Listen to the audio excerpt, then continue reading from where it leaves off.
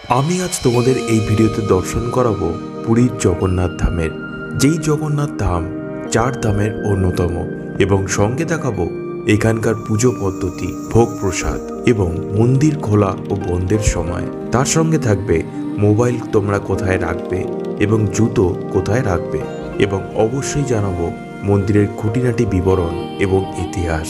তাই ভিডিওটি স্কিপ না করে তোমরা কিন্তু দেখতে থাকো, কারণ স্কিপ করলে অনেক ইনফরমেশন কিন্তু তোমাদের মিস হয়ে যাবে।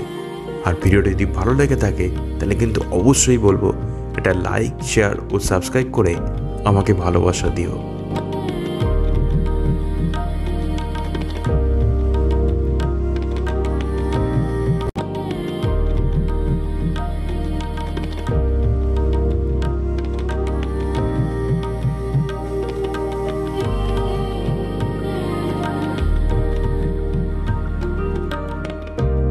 Hi friends, welcome to my new blog. কেমন আছো সবাই? আশা করি তোমরা সবাই ভালো আছো, সুস্থ আছো।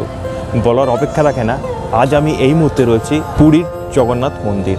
যেই মন্দির আসলে কিন্তু অসাধারণ একটা অভিজ্ঞতা মানুষের হয়। এটা একটি কিন্তু পুণ্যধাম, চার ধামের মধ্যে এক ধাম কিন্তু এই জগন্নাথ ধাম। তো চলো বেশি কথা না বাড়িয়ে এই মন্দিরের ব্যাপারে যাবতীয় বৃত্তান্ত তোমাদের আজ শেয়ার করতে থাকি। তো তোমরা ভিডিওটা স্কিপ না করে অবশ্যই দেখতে থাকো। আর তোমরা যারা আমায় চেনো না তাদের বলি নমস্কার, আমি সৌম্যদীপ। তোমরা দেখছো বঙ্গাইন blog channel. So keep watching my channel and subscribe.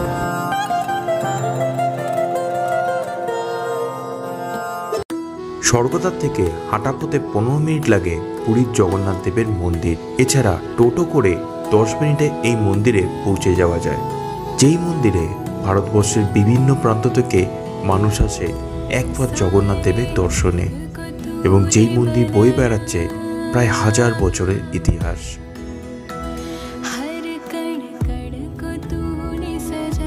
মন্দিরে ঢোকার সময় বিরাট একটা কিন্তু লাইন পড়ে, এবং এই লাইন ধরেই মন্দিরে প্রবেশ করতে হবে।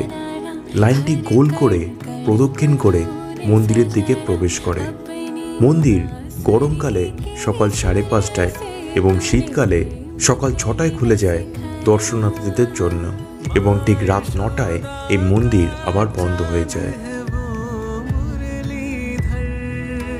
জুতো, মোবাইল, ক্যামেরা সবকিছু জমা রেখে মন্দিরে প্রবেশ করতে হবে, অন্যথায় 1000 টাকা অবধি জরিমানা এখানে করা হয়ে থাকে। তবে এই সব কিছু রাখার জন্য কোনো মূল্য কিন্তু নেওয়া হয় না। ক্যামেরা এবং মোবাইল রাখলে টোকেনের সাথে সাথে নিজের মোবাইল নম্বরটিও চিরকুটে লিখে যেতে হবে। এরপর ক্যামেরা এবং মোবাইল নিতে আসলে নিজের সেই নম্বরটি বলতে হবে তাদের, এবং সেটি তারা মেলাবে। বলতে পারো এটি একটি পাসকোড হিসাবে ব্যবহার করা হয়।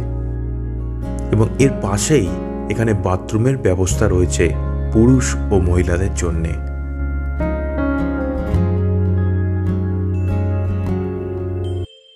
পুরীর জগন্নাথ দেবের মন্দির চার ধামের অন্যতম।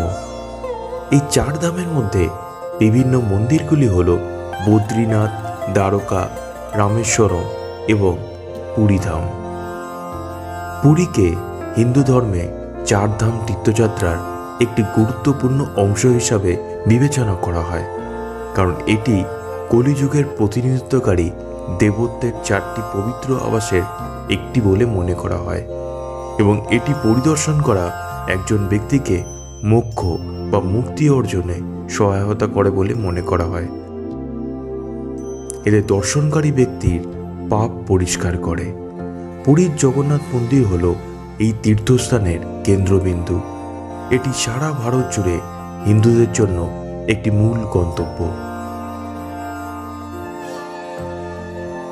হিন্দু বিশ্বাস অনুসারে প্রতিটি চার ধাম একটি ভিন্ন যুগের অর্থাৎ মহাজাগতিক যুগের প্রতিনিধিত্ব করে। পুরী বর্তমান কলিযুগের প্রতীক। পুরীর জগন্নাথ মন্দিরটি এর গুরুত্বের প্রাথমিক কারণ হল এখানে দেবতা জগন্নাথ, বলরাম এবং সুভদ্রা রয়েছে, যারা ভগবান বিষ্ণুর প্রকাশ বলে বিশ্বাস করা হয়। হিন্দুরা বিশ্বাস করে যে পুরীর পরিদর্শন এবং জগন্নাথ মন্দিরে দেবতাদের প্রতি শ্রদ্ধা নিবেদন আধ্যাত্মিক শুদ্ধি আনতে পারে এবং মুক্তি অর্জনে সহায়তা করতে পারে।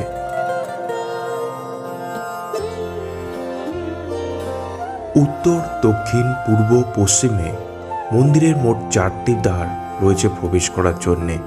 উত্তরের দ্বার, যাকে হস্তি দ্বারও বলা হয়ে থাকে, এটি জ্ঞান এবং স্থিতিশীলতাকে মূর্ত করে। হাতি হিন্দু সংস্কৃতিতে একটি সম্মানিত প্রতীক। জ্ঞান, স্থিতিশীলতা, সুরক্ষার প্রতিনিধিত্ব করে এটি। দ্বারটি শুভ বলে মনে করা হয় এবং প্রায়শই ভক্তদের সমৃদ্ধি এবং মঙ্গলের সাথে এটি জড়িত। এর মজবুত কাঠামো এবং মহিমান্বিত খোদাইগুলি ঐশ্বরিক শক্তি এবং প্রজ্ঞার প্রমাণ দেয়। দক্ষিণ দ্বার, যাকে ঘোড়ার দ্বার বলা হয়ে থাকে, এটি শক্তি ও জীবন শক্তির দ্বারকে বোঝায়। হিন্দু পুরাণে ঘোড়া প্রায়শই শক্তি এবং গতির সাথে যুক্ত। পূর্ব দ্বারের তুলনায় এই দ্বারটি কম ঘন হয়, তবে এর নিজস্ব অনন্য আকর্ষণ এবং তাৎপর্য রয়েছে। এটি আধ্যাত্মিক অনুশীলন এবং ভক্তির গতিশীল এবং রূপান্তরকারী দিকগুলির প্রতীক। পূর্বদ্বার, যা সিংহদ্বার নামেও পরিচিত, এটি পুরী জগন্নাথ মন্দিরের প্রধান প্রবেশদ্বার। সাহস ও শক্তির প্রতীক দর্শায় এই দ্বারটি। তাই এই দ্বার হল ভক্ত ও দর্শনার্থীদের জন্য প্রাথমিক প্রবেশদ্বার। এটিকে সবচেয়ে বেশি ব্যবহৃত প্রবেশদ্বার করে তোলে। এর স্থাপত্য ও জটিল খোদাইগুলি ঐশ্বরিক সুরক্ষা ও রাজত্বের সারাংশকে মূর্ত করে। এখানে জগন্নাথ দেবের মন্দিরের ধ্বজা উত্তোলনকারীরাও কিন্তু একই রকমভাবে কাজ করে চলেছে। এই ধ্বজা উত্তোলন দেখার জন্যে প্রতিদিন কিন্তু বহু মানুষ জড়ো হন সন্ধেবেলা এখানে। ঠিক বিকেল 4:30 থেকে 5টার সময় এই ধ্বজা উত্তোলন করা হয় এখানে। তাই এখানে দেখো বেশ কিছু কিন্তু সংবাদ মাধ্যমও ক্যামেরা নিয়ে রেডি হয়ে আছে, যখন ধ্বজা উত্তোলন হবে তা ক্যামেরাবন্দি করার জন্য। এই সময়টা আশপাশে বহু মানুষ কিন্তু ঘিরে রয়েছে এবং বসে রয়েছে ধ্বজা উত্তোলন দেখার জন্য, যারা কিনা বাস, সিঁড়ি বা কোনো মই ছাড়া মন্দির বেয়ে বেয়ে উঠে যাবে জগন্নাথ মন্দিরের শীর্ষে এবং সেখান থেকে ধ্বজা উত্তোলন করে তারপর প্রদীপ দ্বারা জগন্নাথ দেবের আরতি করে আবার নিচে নেমে আসবে। এই অদ্ভুত দৃশ্য দেখার জন্য অবশ্যই 4:30 থেকে 5টার সময় তোমাদের এই মন্দির চত্বরে বা মন্দিরের ভেতর থাকতে হবে। তাহলে তোমরা এই অদ্ভুত অকল্পনীয় দৃশ্য নিজের চোখে দেখতে পারবে।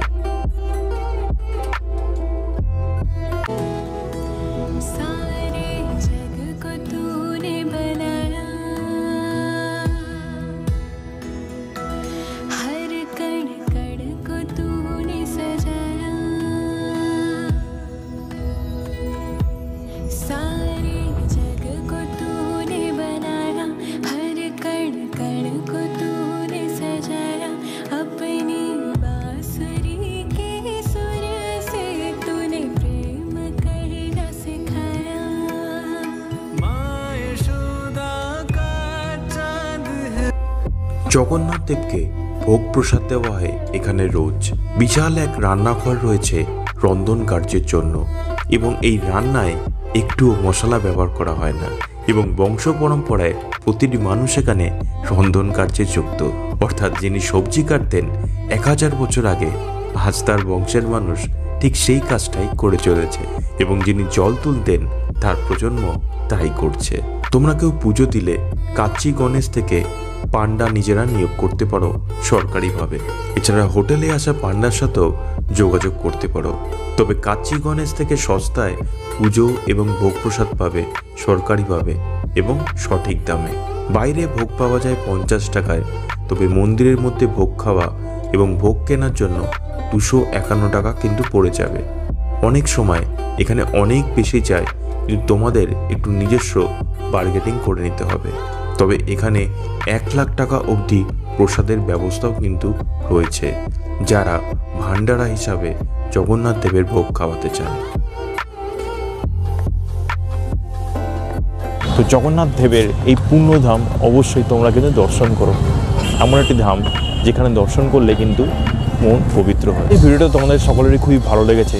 ভিডিওটা যদি ভালো লেগে থাকে তাহলে কিন্তু অবশ্যই একটা লাইক করে দিও, শেয়ার করে দিও এবং চ্যানেলটা কিন্তু সাবস্ক্রাইব করতে বলো না। আর সাবস্ক্রাইব করার পর কিন্তু অবশ্যই বেল আইকনটা প্রেস করো, যাতে আমার ভিডিওর প্রতিটি নোটিফিকেশান তোমাদের কাছে সবার আগে পৌঁছে যায়। তো দেখা হয়ে যাবে নতুন কোনো জায়গায় নতুন কোনো তথ্য নিয়ে, আবার চলে আসবো। তো তোমরা ভালো থেকো, সুস্থ থেকো। চলো বাই।